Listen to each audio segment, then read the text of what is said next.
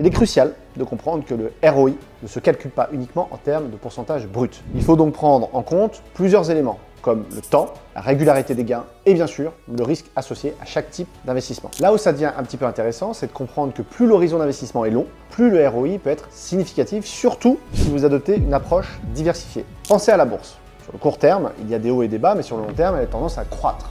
Le S&P 500 par exemple a généré un rendement annuel moyen de 7 à 10% sur les dernières décennies, même en incluant les crises économiques. Prenons un exemple concret, si vous aviez investi vos 100 000 euros avec un rendement annuel de 7%, au bout de 10 ans, votre investissement aurait été hyper rentable. Pensez aux effets de l'intérêt composé, qui, je vous le rappelle, est l'un des concepts les plus puissants en finance. Albert Einstein lui-même disait que les intérêts composés étaient la 8e merveille du monde. Ceux qui le comprennent en profitent, ceux qui ne le comprennent pas le payent.